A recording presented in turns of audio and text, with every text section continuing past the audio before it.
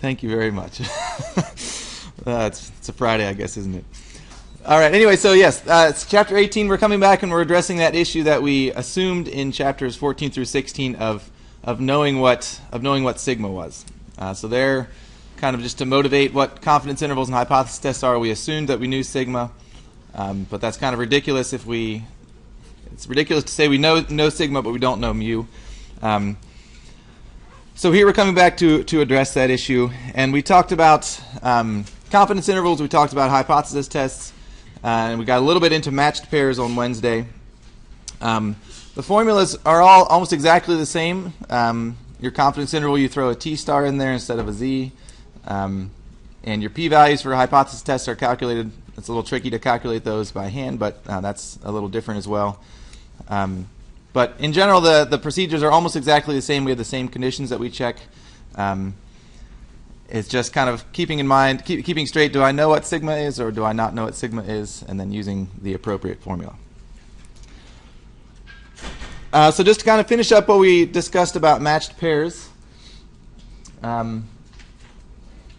we saw on Wednesday that we can kind of, it's kind of a different idea, but we can kind of use the same procedures that we are using for non-matched pairs. So again, we're going to take a response on a pair of people, so maybe it's the same person with like a before and after kind of a thing. In any case, we're going to find the difference between those responses and then kind of apply our usual one sample t procedures to the difference. Is going to kind of be your new data set. So we looked at this example of sort of a music therapy thing for if that reduces stress. And again, this matched pair situation in that we're taking the pulse rate of our 12 people here before the therapy program and then after the therapy program. And then because it's the matched pairs, we can just take their difference, and then we're going to use that row in red as our new data. We'll find the mean of that as our x bar. We'll find the standard deviation of that as our s. And that way we were able to conduct a hypothesis test. And we were able to say, we calculated our test statistic in the same way. We were able to come back and say, yes, indeed, music does reduce stress, at least according to this study. So I'm not going to go back through that example again, but here's a question for you. So based upon our data, or just in general, do matched pairs lead us to independent or dependent samples? So thinking about kind of I have my two groups, and this kind of gets at your homework questions from chapter 19, kind of what the difference between matched pairs and chapter 19. Do matched pairs lead to independent samples? So in a matched pair, is the second variable related to the first variable, that being the two variables being, for example, the before and after? So are these two things related, or are they unrelated, or are we not sure? So how many of you guys think the two variables are independent? They are actually not related at all. Anybody? How many of you guys think that they are related? We have some sort of dependence going. Anybody not sure? Well, again, majority rules. So you guys you're all correct. Kind of the key idea in matched pairs here, why we're able to just take the difference and do the usual thing, is that they are dependent.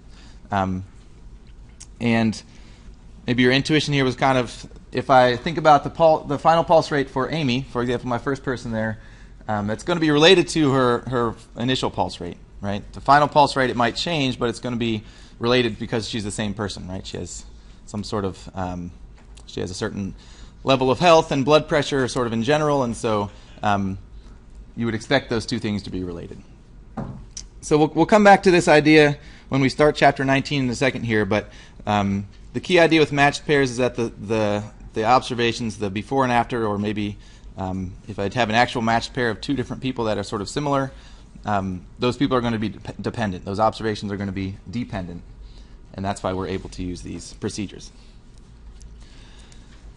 So that's kind of an important idea, which again we'll come back to in 19. But kind of continuing our example, finishing out the example here. So in the first part we rejected the null hypothesis, right? We said that the mean was at that the therapy program did actually reduce stress, right? So from the hypothesis test,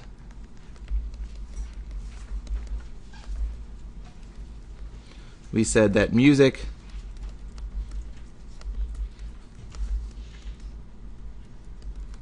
reduces stress, which was sort of the same as saying that if you took their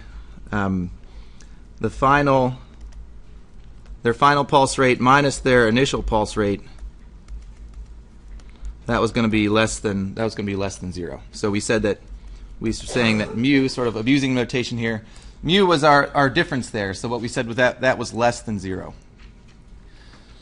So this kind of gets at the idea of how confidence intervals and hypothesis tests sort of go together well. So if we rejected the null hypothesis, then what actually is mu? We might want to know what that is. Instead of just saying it's less than 0, we can say here's some range of values that it might actually fall into.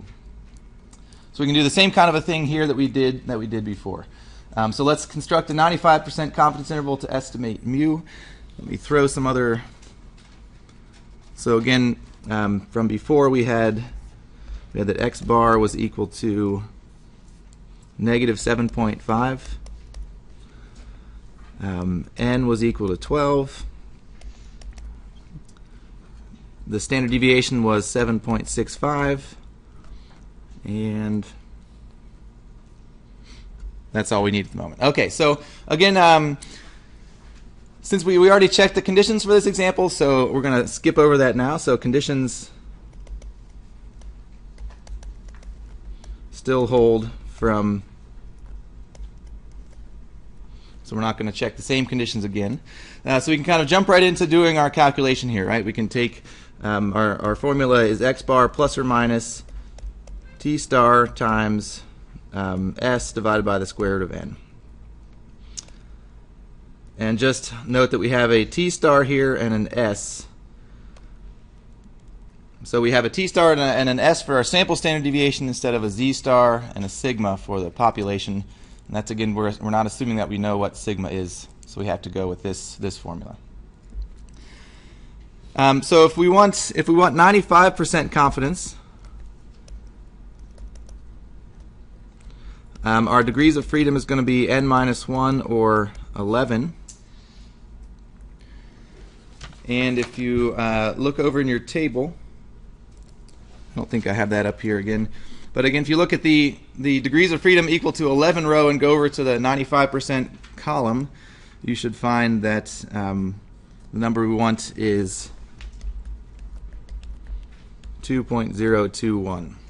So again, we're not just throwing 1.96 in there because we're not doing a z star here, right? So we need to figure out our degrees of freedom, look at the table, and be able to pull out the correct critical value there. All right, so we have all of the things that we need now, and we can go ahead and plug these things in here. So this is going to be negative 7.5 plus or minus 2.021 times 7.65 over the square root of 12.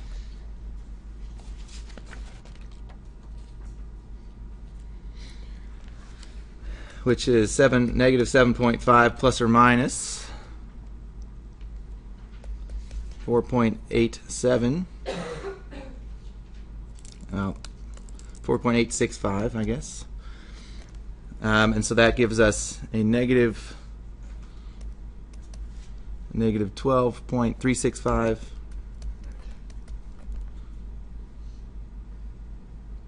to negative 2.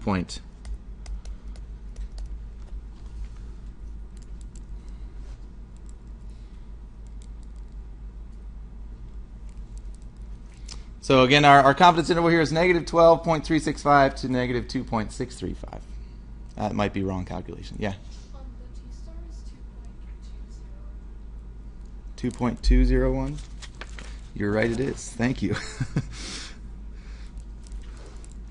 So I have a little typo up here already. So this should be a 2.201.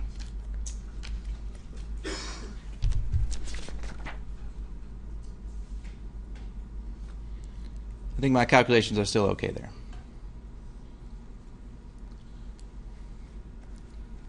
So anyway, here's my 95% confidence interval for mu. Am I done?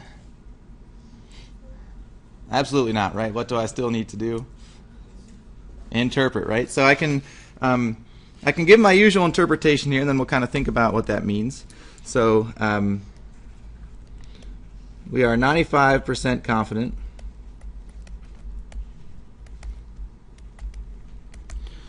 and the usual thing is we're 95% confident that mu is between these two numbers, right? So here we can just say what mu is. So mu represents the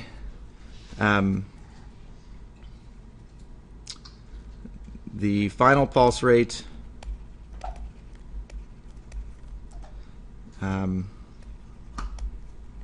minus the initial pulse rate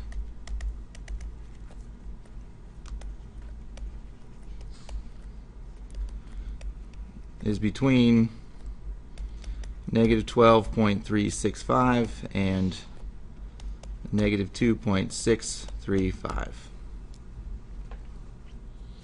So we're 95% confident that the final pulse rate minus the initial pulse rate is somewhere between negative 12 and negative 2, thereabouts, or thereabouts.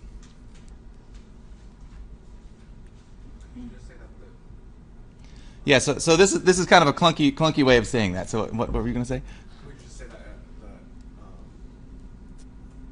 we're 95% confident that music lowers stress? Yes, exactly. Right. So maybe a better way to say this would be, so this is sort of your classic interpretations, kind of plugging in what mu is. Maybe a better way to say this would be, we're 95% confident that music reduces stress by 12, somewhere between 2 and 12 beats per minute in your pulse. So definitely, yeah, you definitely still want to say what the numbers are. So let me another way of saying that.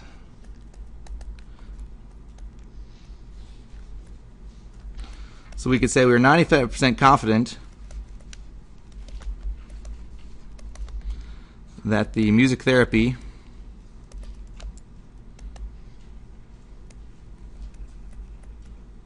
reduces stress, or reduces,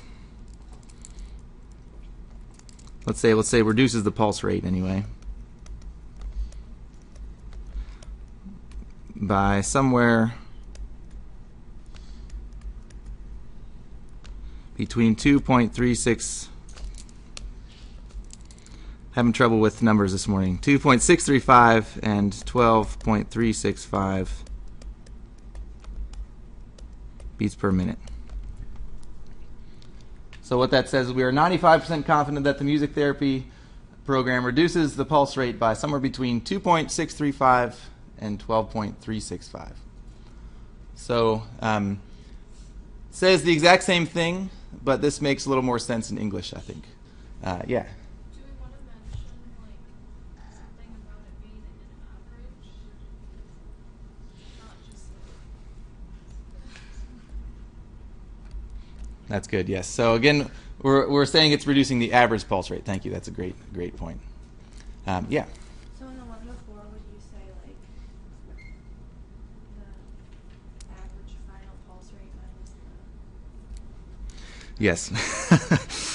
You guys are keeping me honest here. That's good. So what I want to put in here is the average final pulse rate minus the average initial pulse rate. I'm getting sloppy. Thank you.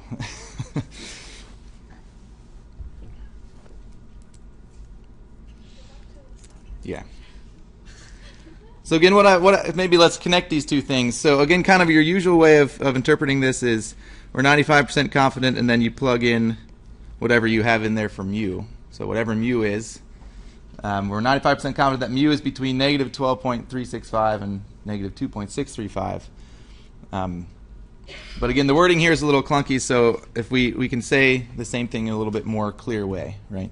So mu being between negative 12 and negative 2 means that the music therapy program reduced the average pulse rate by somewhere between 2.6 and 12.3 beats per minute.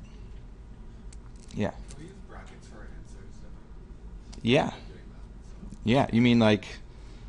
Kind of fall between the bracket. Oh. Number, comma, second number, bracket. Yeah, that's okay. Okay. That's okay. Because I thought that was on like the next one. Yeah. So the question. So you're saying, can we do something like this and Yeah. maybe get rid of the and? Yeah, that's okay too. Mm-hmm. if you want to write your interval out like that instead of writing out what the words are, yeah, means the same thing. Kind of whatever makes sense to you is okay. Is that okay? Kind of what we went from maybe the interpretation on the previous slide to this slide. Is that all right? Okay. Well, here actually, so I think you guys might have demoed this. I hope you demoed this in recitation, or maybe at least you had some information on how to do so. Point here is that JUMP can be used to calculate these confidence intervals and do these hypothesis tests as well. All you need to do is enter the information into a new column, enter the data, which is the difference, final minus the initial.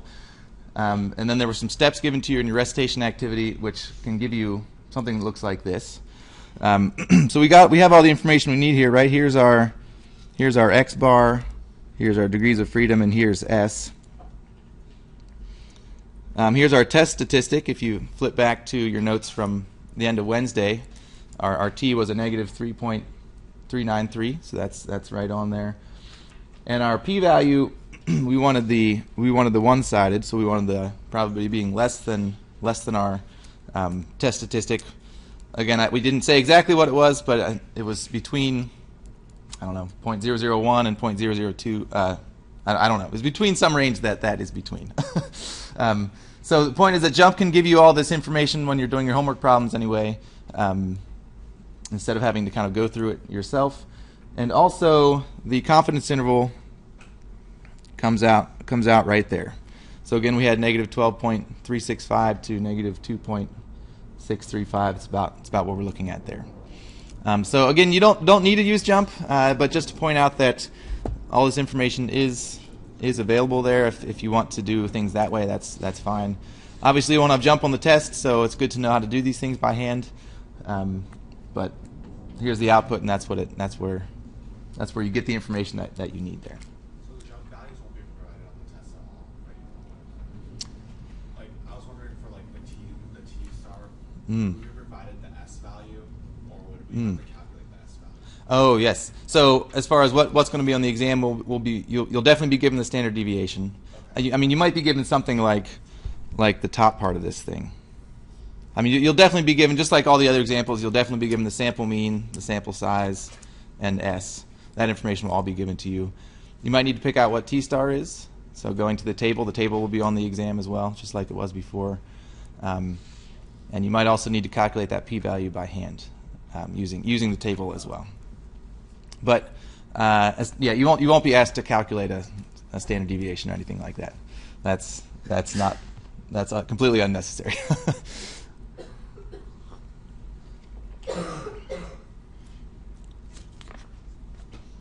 So I think that actually brings us to the end of 18. Any kind of concluding questions, comments you guys can think of?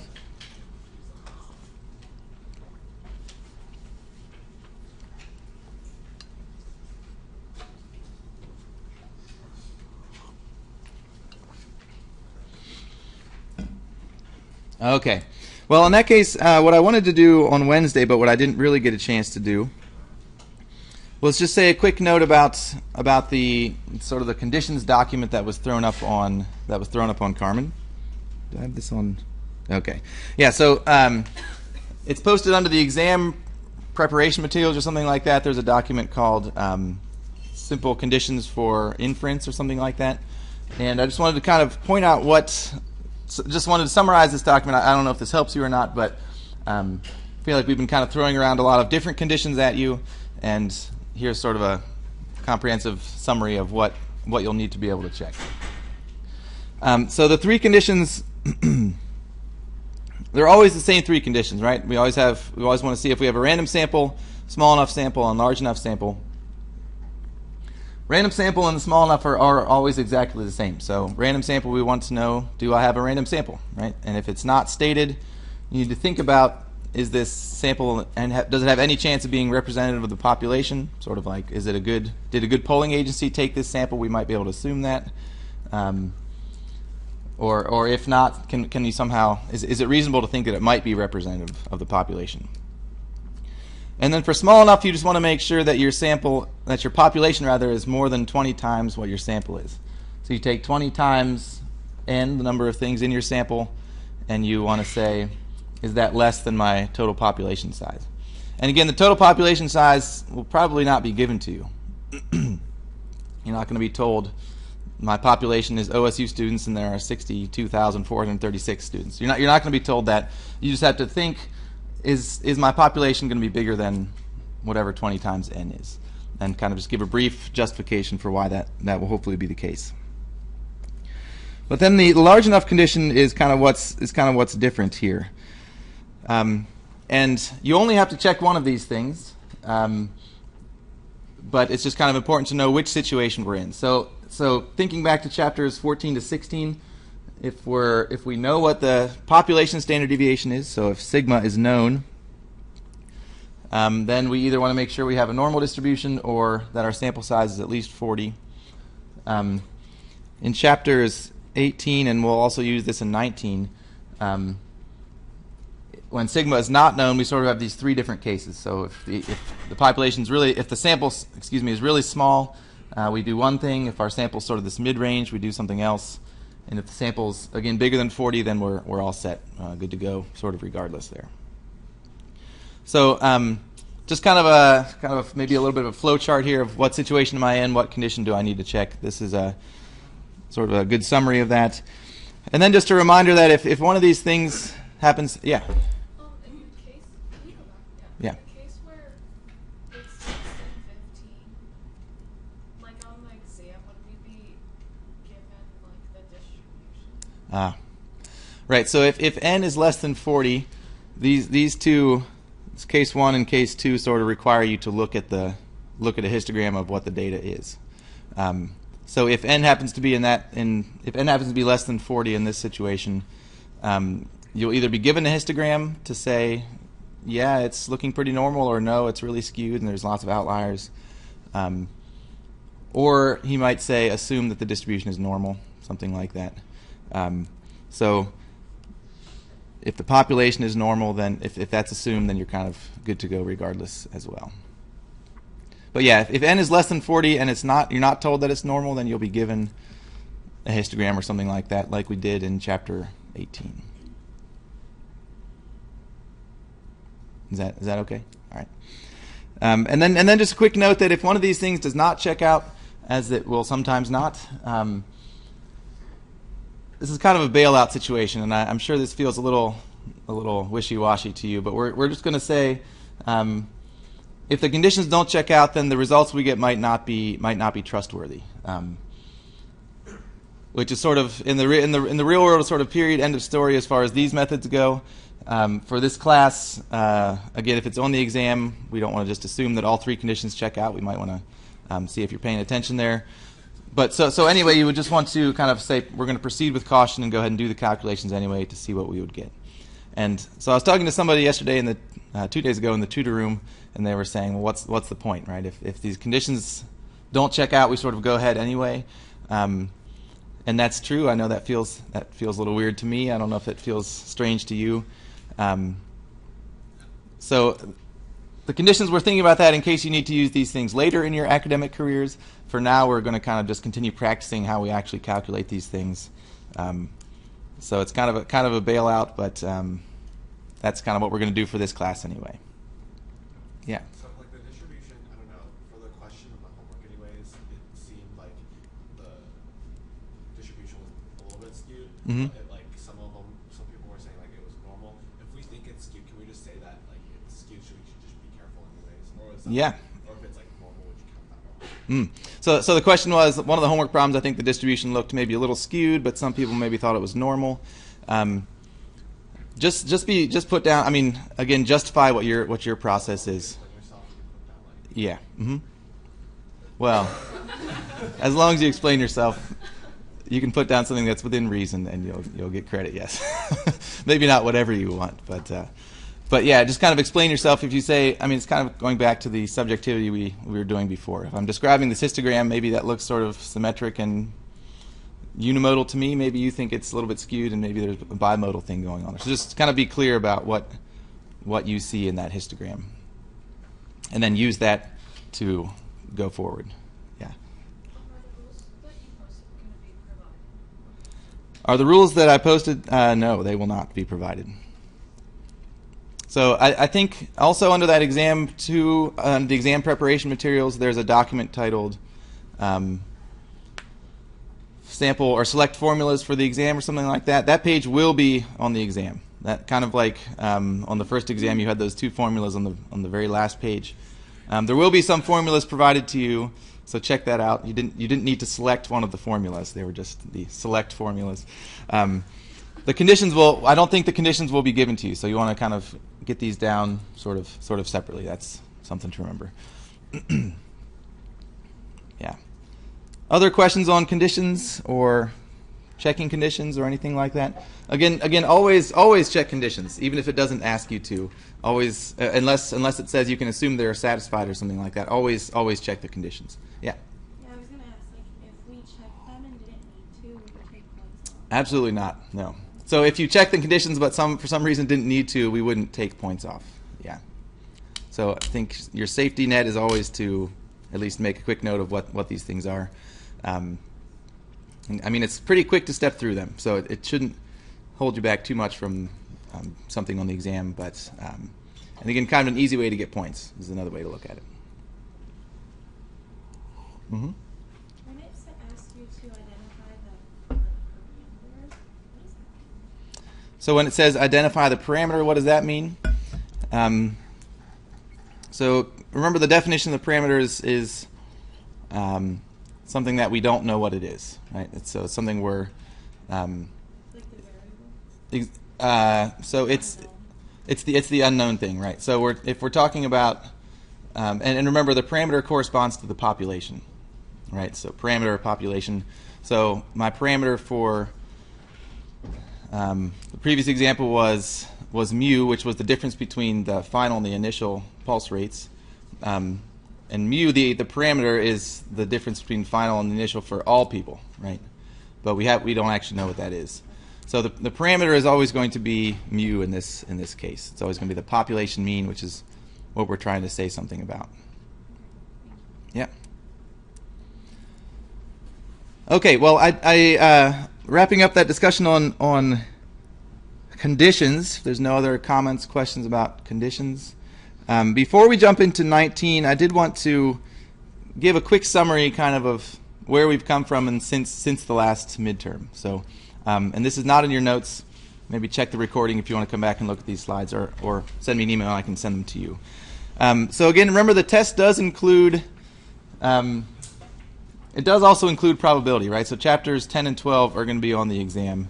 But sort of the bulk of the material that we've talked about since the last exam is Chapter 11, Chapter 14 to 16, and Chapter 18. So definitely don't forget about probability. That's going to rear its ugly head on the exam. But wanted to say a quick note about each of these things. So starting with Chapter 11, kind of thinking about where we've come, try to give you a big picture trajectory here. So back in Chapter 11, we were our goal was we were going towards doing confidence intervals and a hypothesis test. We wanted to use X bar to estimate mu, which is our parameter, using confidence intervals and maybe test a claim about it using a hypothesis test. So in Chapter 11, we were trying to understand what are the properties of X bar. So as X bar is my sample mean for the sample that I am. So maybe the confusing thing here is that I haven't actually taken a sample yet, right? I'm kind of thinking about what are the properties. If I have a sample of size 10, how is that sample mean going to behave? So actually, back in Chapter 11, we assumed that we did know what mu and sigma were, right? We said if the population has mean mu and standard deviation sigma, then I think about how X bar behaves. And so kind of the main takeaway was that even if your population is not normal to start with, if you have a big enough sample size, the sampling distribution of X bar is going to have a mean of mu and a standard deviation of sigma over the square root of n. So back in Chapter 11, we were just kind of trying to understand, maybe now that you've seen confidence intervals, kind of going back to that's where this idea is that if we know how X bar behaves, then we can give a good confidence interval for how to estimate what mu is. So again, maybe you can pick out a problem like this in the exam if it kind of tells you what the population, if you kind of have this information. So if it somehow tells you what the population mean is, and the population standard deviation, you can kind of think I'm in a sampling distribution situation. And then if I know this information, so if I know that x bar is normal with mean mu and standard deviation sigma over the square root of n, I can answer questions like this. So what's the probability that a sample of 10 people will have a mean of something bigger than 36 or less than 5, or kind of whatever that range of values I want to look at is. So again, chapter 11, we're kind of thinking before I've actually collected a sample of information, how is that sample mean going to behave? That's kind of what the sampling distribution is talking about.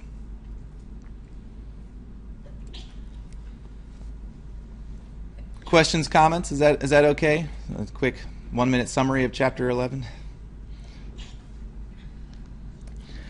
Moving on to chapter 14, we were kind of taking that information that we had from chapter 11 and now actually doing those things that we wanted to do. So again, the key idea is that we want to use x bar to estimate mu, but again, we want to give a range of values, right? Instead of just giving a single number, we want to give a range of values, so that we can have some confidence in that our answer actually is getting the correct thing there.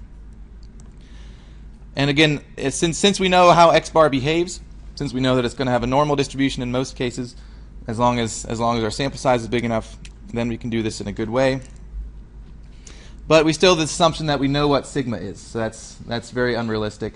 So we're assuming that's true, and we're assuming that our conditions hold as well. Then our formula for the confidence interval is this x bar plus or minus z star. So again, that should be looking very familiar to you now. But again, the idea was that once we know the behavior of x bar, now we can actually make a confidence interval and do that in a good way. So that's what a confidence interval is. Kind of the other side of the coin is a test of significance or a hypothesis test, same thing. So kind of the main idea is that we want to test some sort of a claim about the mean. So is the mean between the final and the initial less than 0? Is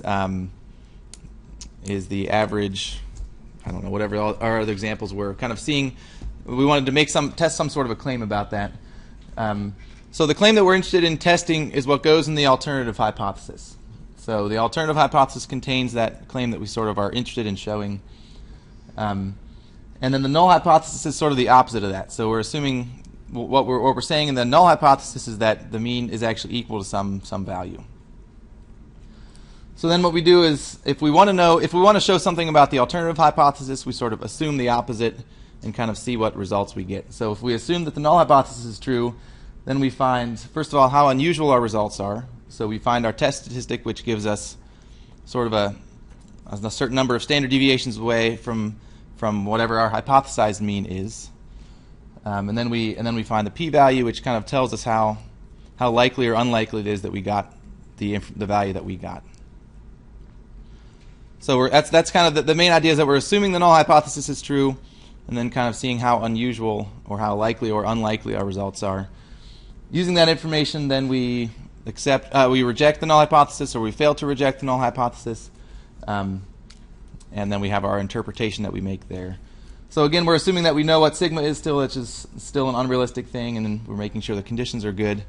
But our main takeaway is kind of knowing what our formulas are, how to find the p-value, how to make a good conclusion. So that's kind of the quick summary of chapter 15 and 14 as well. Is that okay? You guys getting a sense of what we're going for here?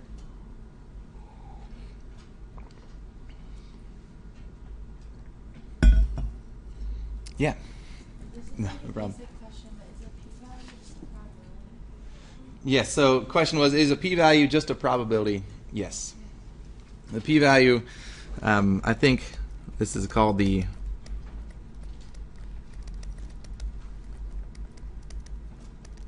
think that's actually what it stands for, is the probability value.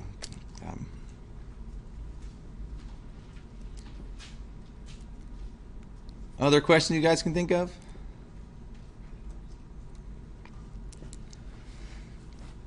So maybe then I'll finally comment about chapter 18, and the only real new information is just some new formulas, right? The main idea is that it's ridiculous to assume that we know what sigma is when we don't know what mu is, So kind of this is our reality check here. We can use different procedures that are more realistic. So when we assume when our conditions hold, the main takeaway is that our formulas and for the confidence interval and the test statistic are almost exactly the same. But now we're using the sample standard deviation and the t distribution for our critical values. And again, kind of back in chapter 14 and 15, we started with that unrealistic assumption just to kind of motivate what we were doing there. So the big difference in chapter 18 is just our formulas changed slightly because we're using S and T star instead of sigma and Z star. And that's kind of the main thing, the question to ask yourself. If you're doing a question on the exam, do I know what sigma is? So if the answer is yes, if you're told what that is, then I want to use the Z star and table A. If the answer is no, then I want to use T star. I'm going to use my sample standard deviation and then use table C. Table C, I think it is, to find critical values and p-values for those things. So that was a very, very brief summary kind of what we've done in the last few weeks. Questions you guys can think of?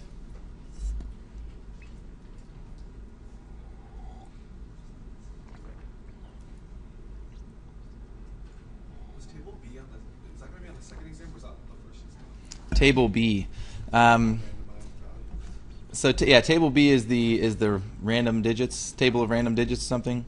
That will only be on there if you need to use it, and I don't think you will need to use it, but don't hold me to that. But yeah, all the tables will be provided for you. If you look on that select formula sheet, the Z star values for 90, 95, and 99% are all on there. Some of the formulas for the confidence intervals and test statistics are on there.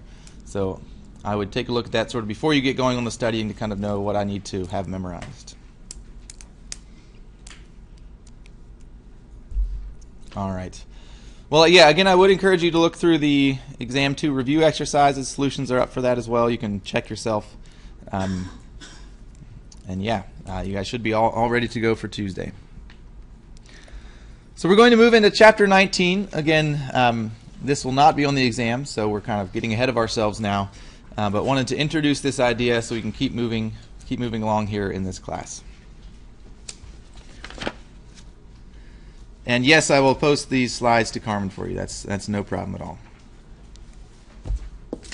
And I might just email those around later as well. Okay, so here in chapter 19, we're looking at two sample problems. So chapter 14 to 18, chapters 14 to 18, we were looking at one sample problems, right? We were looking at just a single, aside from matched pairs, we just had a single population that we took a single sample from. And now we're going to kind of move past that. So we've already kind of said this. I'm not going to say a whole lot about chapters 14 to 18. But kind of our motivation for chapter 19 here is that in matched pairs we had some sort of a before and after measurement, right? So again, there's our two populations, our two samples. We have a before sample and we have an after sample. And we kind of saw what we did there. We took the difference and then used our usual procedures. So as an example here, we all love Katy Perry, right? So suppose that we took prices from a random sample of tickets to her concert back in 2008 and then compared that to a random sample for tickets from a 2013 concert.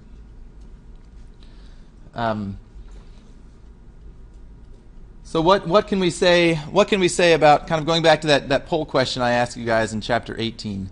What could we so our two samples is the 2008 concert and the 2013 concert. And what can I say about those two samples? So I have a sample from 2008 and I have a sample from 2013. Are those going to be related to each other in any way?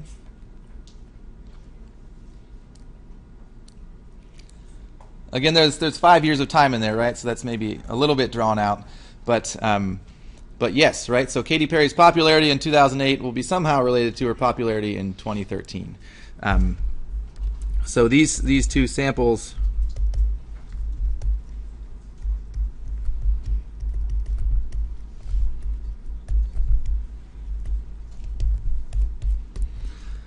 these two samples will be dependent. They're going to have some sort of there will be some sort of relationship between these two samples. So therefore, we can kind of do this. This is the matched pair situation, then, right? We have these related samples. We could somehow consolidate these into one column of just looking at a difference between those two samples, and then kind of proceed with chapter 18. So still nothing new here, but sort of as a kind of show you what the other side of that coin might be, is that now suppose we have a random sample of tickets for concerts by the Rolling Stones, and then we also take a random sample of tickets from Coldplay concerts. So are these samples more likely, so sort of comparing this to the Katy Perry example, are these two samples, so Rolling Stones versus Coldplay, are they more likely to be independent or dependent? Independent. So why'd you say that, Elissa?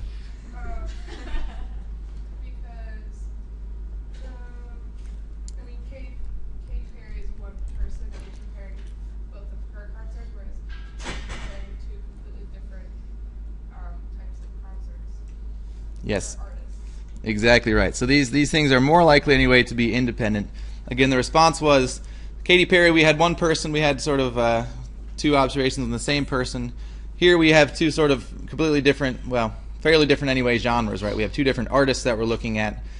So the prices of that Rolling Stone concert will probably not have a lot to do with how much Coldplay tickets cost.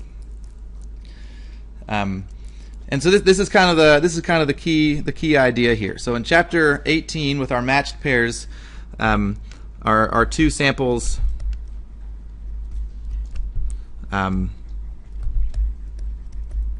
are related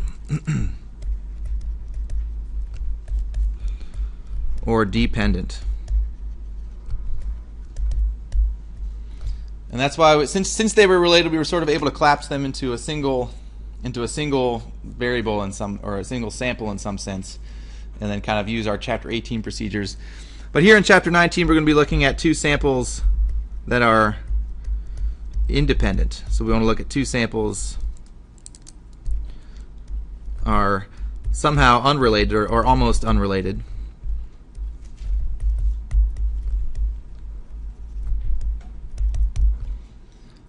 And since they're not related to each other, we can't sort of combine them and look at sort of a straight up difference between them. We need to kind of adjust our techniques, although we'll be doing something very similar. So matched pairs, we have related samples. They're dependent in some way. Chapter 19, we're going to have sort of unrelated or independent samples. Kind of the main difference between 18 and what we're looking at now.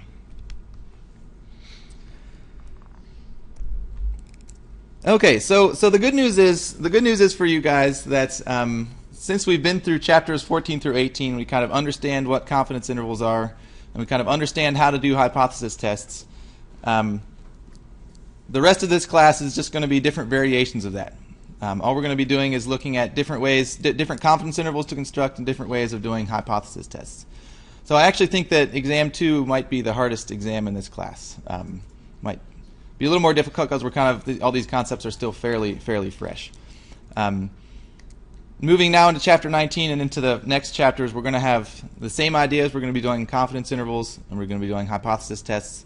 Our formulas will change slightly, so that's kind of where we're going. That's kind of where we're going here. And yes, sorry, I'm throwing new information at you that won't be on the exam. Got to keep moving anyway. So here in chapter 19, we're looking at the difference. So even though these two samples are unrelated, we might still want to consider the difference between them. So the parameter we're interested in is the mean of the first group minus the mean of the second group. You could kind of guess that our point estimate there is going to be the difference in the sample means. But what are we going to do for the confidence interval? What are we going to do for the test statistic? That's kind of what we need to figure out. And somebody out here does not like the Rolling Stones. That's okay. So just a quick note that again our conditions for chapter 19 are going to stay similar, slight differences. Again, now we have two samples, so now we need to say, are both of these samples simple random samples, or at least representative? the small enough, we want to make sure that the samples are from a population that is big enough. So again, kind of the same deal there. And the large enough sample again is also a little bit different. We kind of have a boat that we're going to fall in. Is our sample really small, sort of mid-size or big? Although now the key difference is that we're looking at the sum of the sample sizes, right? So I have two samples. I'm going to have two different sample sizes, and I'm going to look at that sum. The good news is, I think what Dr. Baker is going to do for you guys in this chapter is, since there are sort of lots more conditions here to look at, and because the procedures that we're looking at here are fairly robust or fairly resistant to sort of departures from those conditions, we're going to sort of gloss over some conditions in this chapter, and but just note that these procedures are even more safe to use if the conditions don't check out. So maybe here, before we quickly finish up, just kind of remember where we came from. So when we were looking at a single sample mean x bar, so this is back in chapter 18 now, we had what's called the standard error of the statistic. So the standard error is the estimate of the standard deviation. So it's standard deviation that's estimated. Our standard error was going to be s over the square root of n. That was for just a single population. We can kind of now put this information up here, and we're not going to spend a lot of time on looking at where this comes from, but just kind of here's this first part is the variables individually. So again, we have a mean, we have a point estimate, which is the sample mean. The population standard deviation is listed there, and then the standard error of x bar. I'm just kind of taking that information from the previous slide. This is going to be the so here the subscripts all refer to which variable I'm looking at. So this is the standard sample standard deviation from sample 1. And I can write down the exact same information for my second sample. So kind of this last row of the table is the important thing for this class. And we're not going to spend a lot of time talking about where this comes from.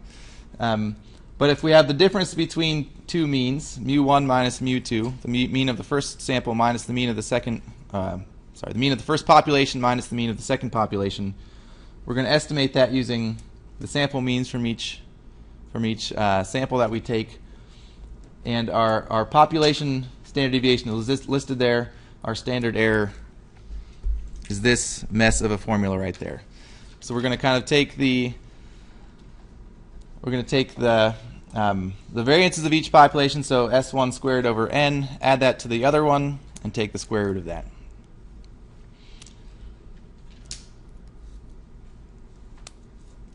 And again, not going to spend a lot of time looking at exactly where that comes from, but kind of take my word for it that is the standard error if we're estimating the difference in means of mu1 minus mu2.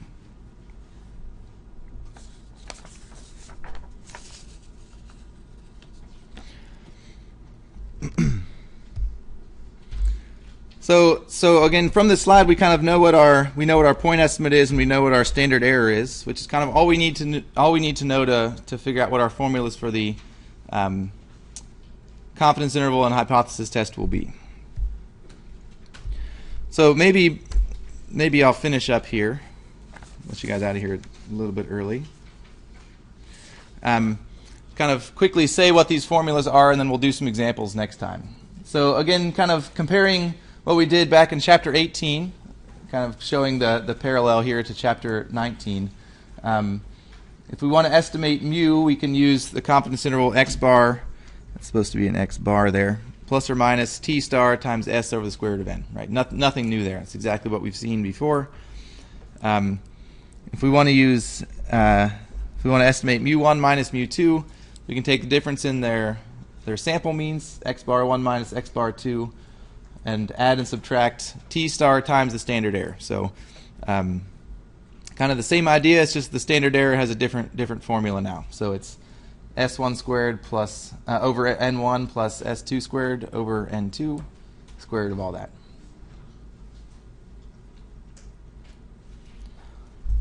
And we'll look at this again next week, but just to also throw up here kind of what the test statistic is going to be. And it's kind of the exact same idea as what we saw before. So here in chapter 19, that value we're subtracting off is going to be mu 0. So, well, again, we're always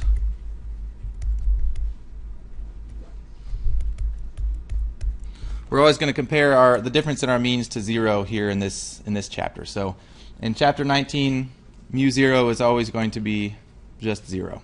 Again, we're seeing, is there a difference between, kind of thinking about, is there a difference between these two groups?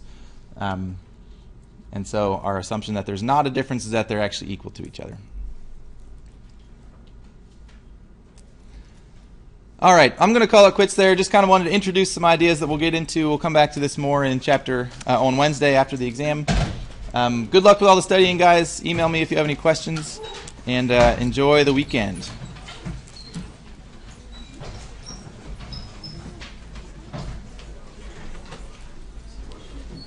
Yeah. Oh, let me stop this real quick.